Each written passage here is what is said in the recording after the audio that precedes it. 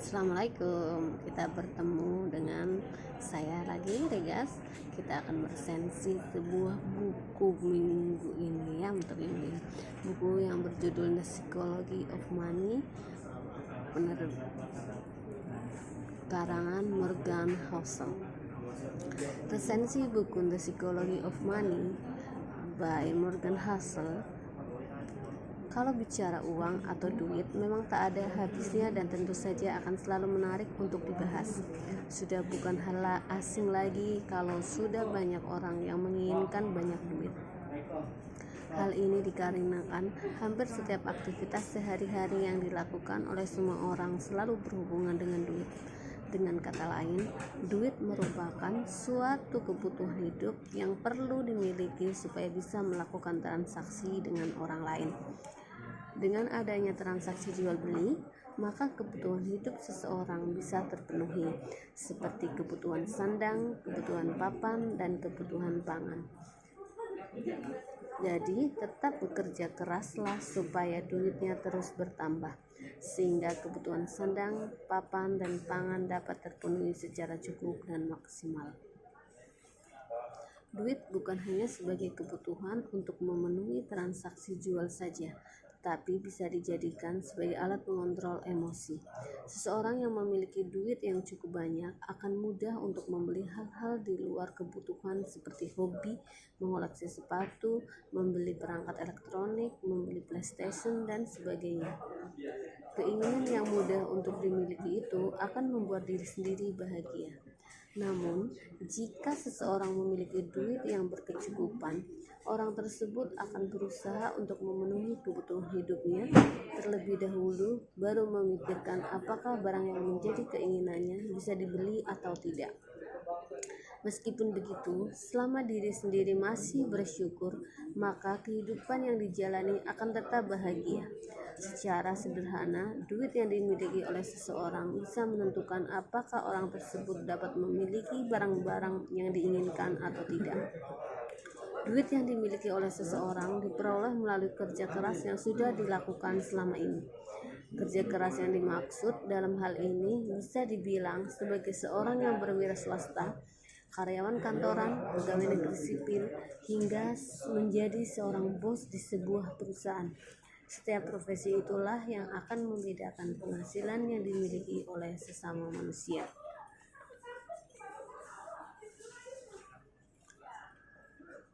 Tanpa adanya kerja keras yang dibarengi dengan tekad yang kuat, maka seseorang akan sulit untuk mencapai tingkat tertinggi dalam suatu profesi, sehingga duit yang dimiliki akan sulit bertambah. Itulah mengapa alasannya kalau seseorang lebih sibuk bekerja karena ingin memperoleh duit yang lebih banyak. Bekerja keras untuk memperoleh duit yang banyak memang tidak salah selama selalu memperhatikan kondisi kesehatan tubuh. Kondisi tubuh perlu diperhatikan agar tidak mudah terserang penyakit sehingga bisa terus bekerja. Memiliki duit yang banyak bagi sebagian orang bisa membuat diri sendiri menjadi senang.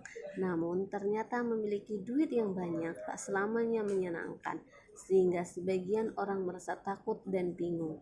Dengan kata lain, memiliki duit yang banyak bisa memunculkan kesenangan atau kesejahteraan dan kesengsaraan. Itulah sebabnya mengapa seseorang harus memiliki sikap dan kemampuan mengelola keuangan yang baik dan benar. Jika seseorang tidak memiliki sikap dan kemampuan mengelola keuangan yang baik dan benar, maka duit bisa menyebabkan kesengsaraan. Namun apabila seseorang memiliki kemampuan dan sikap yang baik dalam mengelola keuangan, maka kesejahteraan dalam hidup bisa dibilang akan terjamin. Seseorang yang mampu mengelola duit dengan bijak berarti orang tersebut memiliki kemampuan mengendalikan emosi, sehingga tidak menghabiskan duit secara cepat. Begitu juga sebaliknya, seseorang yang terlalu terbawa emosi maka akan sulit untuk mengatur keuangan yang dimiliki. Emosi dalam hal ini bisa diartikan sebagai ingin sekali membeli dan memiliki banyak barang, tetapi tidak menyimpan duit untuk masa depan.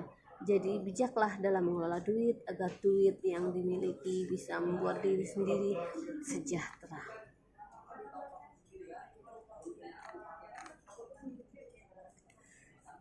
Buku The Psychology of Money. Supaya kamu mengetahui cara-cara untuk mengelola keuangan dengan baik, maka kamu bisa membaca buku yang berjudul The Psychology of Money karya Morgan Housel. Dari judulnya saja sudah bisa tergambarkan kalau kondisi keuangan seseorang sangat dipengaruhi oleh psikologi atau pola pikir seseorang. Ketika membaca buku ini, semua rasa penasaran yang kamu miliki terhadap bagaimana cara seseorang harus mengelola duit sebagaimana mestinya. Buku ini terdiri dari 262 halaman yang dimana setiap halamannya sangat ringkas dan mudah dipahami. Dari 262 halaman itu, Morgan Housel sebagai penulis buku The Psychology of Money membuat 19 cerita pendek. Setiap cerita pendek yang ada di dalam buku ini selalu berkaitan dengan duit dengan manusia. Selain itu, penulis membuat cerita pendek dengan menggunakan sudut pandang perilaku manusia, sehingga setelah selesai membaca buku ini, pembaca akan menemukan sudut pandang baru dalam menyikapi duit yang dimiliki. Selain itu, buku ini sudah termasuk buku bestseller internasional, bahkan termasuk ke dalam 10 buku terlaris di Amerika Serikat versi Amazon. Dikarenakan buku yang sudah bestseller internasional ini, maka buku dengan judul The Psychology of Money karya Morgan Housel sudah diterjemahkan ke dalam 26 bahasa termasuk bahasa Indonesia.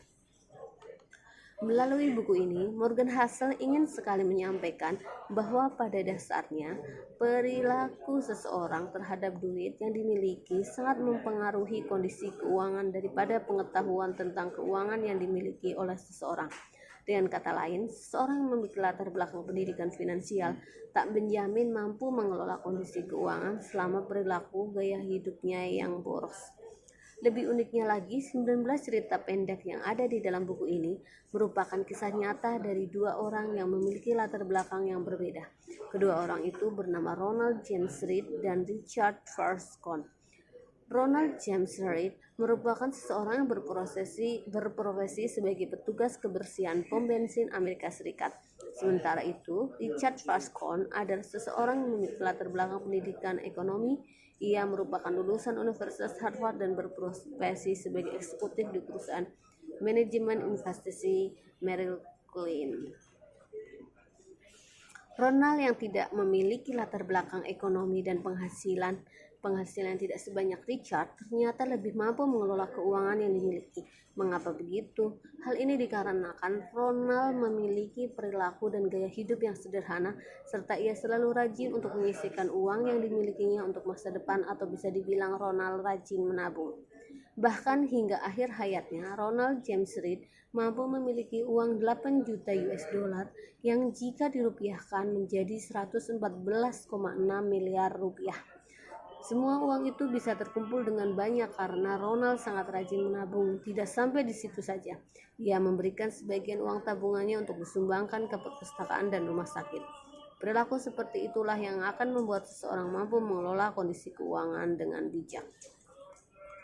Sementara itu, lain halnya dengan Richard Ferston yang tidak mampu mengelola keuangannya dengan baik. Mengapa begitu? Karena ia memiliki perilaku dan gaya hidup yang sangat boros, sehingga ia tidak bisa menyimpan uangnya untuk masa depan. Meskipun ia memiliki latar belakang pendidikan ekonomi dan berprofesi sebagai eksekutif di perusahaan investasi manajemen, tetapi gaya hidup yang boros membuat dirinya harus beberapa menghutang. Selain itu, pada krisis ekonomi pada tahun 2008, ia harus menyatakan bahwa dirinya mengalami kebangkrutan. Melihat kasus Richard Ferston, kita jadi mengetahui bahwa latar belakang pendidikan dan profesi yang cukup ideal tidak bisa menjamin kesejahteraan hidup. Bahkan dari kasus Richard ini, pembaca akan menyadari bahwa penting sekali untuk memiliki gaya hidup yang sederhana dan menabung untuk masa depan. Ketika membaca buku The Psychology of Money, pembaca bukan hanya mengetahui cara mengelola keuangan harus memiliki latar belakang pendidikan ekonomi, tetapi pembaca akan mengetahui bahwa seseorang sering membandingkan kekayaan diri sendiri dengan orang lain. Morgan Housel sebagai penulis dari buku The Psychology of Money ingin menyampaikan bahwa setiap orang pasti akan selalu ingin mengejar kekayaan dan akan berhenti setelah dirinya merasa cukup. Namun, Hal yang perlu digarisbawahi ketika seseorang mengejar kekayaan adalah ia akan kehilangan banyak sekali hal, mulai dari kebebasan, keluarga, teman, dan lain-lain.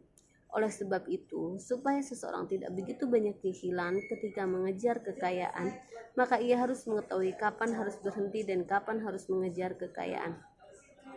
Morgan Housel memberikan penjelasan tentang kondisi keuangan dibagi menjadi dua dasar, yaitu wealth and rich. Kondisi keuangan itu memiliki makna yang sama, yaitu kaya. Morgan Housel menyatakan bahwa wealth adalah suatu kekayaan yang berbentuk simpanan, sehingga tidak selamanya terlihat oleh banyak orang. Sedangkan rich adalah sesuatu kekayaan yang bentuknya dapat dilihat oleh banyak orang, seperti mobil mewah, rumah mewah, gadget terbaru, dan lain-lain. Maka dari itu, bisa dikatakan bahwa seseorang yang kekayaannya terlihat atau rich bisa saja mempunyai banyak hutang. Begitu juga sebaliknya, seseorang yang sederhana bisa saja ia kaya karena memiliki banyak simpanan uang atau wealth. Pada bagian akhir cerita pendek yang ada di dalam buku The Psychology of Money by Morgan Housel ingin memberikan saran kepada pembaca kalau kekayaan yang sudah dimiliki sebaiknya dipertahankan. Mempertahankan kekayaan merupakan suatu hal yang sangat perlu untuk dilakukan agar kekayaan yang dimiliki tidak hilang begitu saja. Kelebihan buku The Psychology of Money. Buku yang memiliki banyak manfaat ini mempunyai beberapa kelebihan yang akan membuat kamu tertarik. Di antaranya, pertama, pesan dan makna yang mudah dipahami. Siapa yang tidak senang ketika membaca sebuah buku kemudian makna dan pesan yang disampaikan penulis bisa diterima? Buku The Psychology of Money karya Morgan Housel menggunakan bahasa yang mudah dipahami, walau buku tentang kekayaan dan keuangan ini buku terjemahan. Ketika kamu membaca buku ini, apalagi saat waktu luang, setiap makna dan pesan yang berkaitan dengan keuangan dan kekayaan akan wawasan kamu bertambah. Setelah pesan dan makna sudah dipahami, maka kamu akan menerapkannya dalam kehidupan sehari-hari. Selain itu, kamu bisa mulai sadar bahwa perilaku dan gaya hidup akan mempengaruhi kekayaan yang dimiliki, sehingga sebagai manusia harus bisa mengontrol diri agar kekayaan bisa dipertahankan dan tidak cepat habis. Kedua, bisa dipahami oleh usia berapapun. Meskipun buku The Psychology of Money membahas kekayaan dan keuangan, tetapi buku ini bisa dibaca oleh siapa saja. Hal ini dikarenakan penulis ingin memberikan informasi tak harus orang dewasa saja yang harus mengerti dan memahami tentang kekayaan serta keuangan. Bagi anak remaja juga perlu mengetahuinya. Dengan kata lain, buku yang ditulis oleh Morgan Housel bisa dibaca oleh generasi milenial, generasi Y, hingga generasi Z. Semakin cepat kamu membaca buku ini, maka ilmu tentang mengelola keuangan akan semakin cepat diterima dan diterapkan. Terlebih lagi, penulis juga ingin menyampaikan kalau sebaiknya kita hidup dengan kekayaan wealth atau kekayaan yang tak pernah dilihatkan oleh banyak orang. 3. Cerita pendek diambil dari kisah nyata. Seperti yang sudah dibahas sebelumnya, kalau cerita pendek yang ada di dalam buku The Psychology of Money ini merupakan kisah nyata, sehingga sudut pandang yang digunakan langsung dari manusia. Oleh karena itu, ketika membaca buku ini, kamu akan merasakan peristiwa yang ada di dalam cerita, apalagi ketika kamu terus membacanya hingga bagian akhir. Maka bukan hanya merasakan jalannya cerita, tetapi kamu akan mendapatkan saran-saran dari penulis. Cerita pendek yang berasal dari kisah nyata membuat pembaca dapat menggambarkan bagaimana caranya agar bisa mengelola keuangan dengan bijak. Selain itu, pembaca akan mudah memahami bagian-bagian penting yang disampaikan oleh Morgan Housel, cerita pendek dari kisah nyata. Keempat, terdapat beberapa sindiran. Kelebihan lainnya dari buku The Psychology of Money karya Morgan Housel selanjutnya adalah ada beberapa kalimat sindiran. Kalimat sindiran itu membangun suasana cerita sehingga pembaca akan mudah bosan. Tidak hanya itu, pembaca akan dibuat bertanya-tanya, apakah semua orang seperti itu? Pertanyaan seperti itu akan muncul apalagi kalau kamu membacanya sampai habis. Demikian beberapa kelebihan dari buku The Psychology of Money yang ditulis oleh Morgan Housel. Supaya kamu bisa menemukan lebih banyak dari buku ini, maka segeralah beli di bukunya dan kamu akan merasakan manfaat yang luar biasa, terutama dalam mengelola keuangan. Kekurangan buku The Psychology of Money. Buku yang ditulis Morgan Housel berisi banyak sekali tentang cara-cara mengelola keuangan yang baik. Namun, setiap cara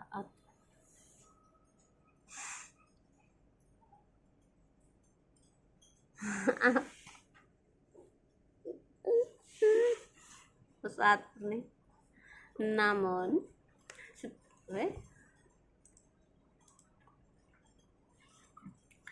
setiap cara atau saran yang ada di dalam buku ini tak semuanya bisa diterapkan dengan mudah. Bahkan ada juga cara yang sulit untuk diterapkan. Hal ini dikarenakan kondisi keuangan dan perjalanan hidup seseorang selalu berubah-ubah. Meskipun ada beberapa cara yang sulit untuk diterapkan, bukan berarti cara-cara yang lain juga sulit untuk diterapkan. Maka dari itu, ketika membaca buku ini, kamu bisa menentukan cara mengelola uang yang benar-benar bisa diterapkan untuk diri sendiri dan cara mengelola uang yang sulit untuk diterapkan. Kekurangan dari buku The Psychology of Money tidak akan membuat buku ini menjadi kehilangan pesan dan makna yang diberikan oleh penulis. Jadi tunggu apa lagi? Segera beli buku ini agar kamu bisa menemukan cara-cara yang tepat dalam mengelola keuangan. Berikut itu adalah resensi buku The Psychology of Money karya Morgan Housel. Buku ini sangat bermanfaat untuk kita dalam kita mengelola keuangan. Karena pada zaman seperti ini, kepintaran kita mengelola keuangan itu adalah sangat penting.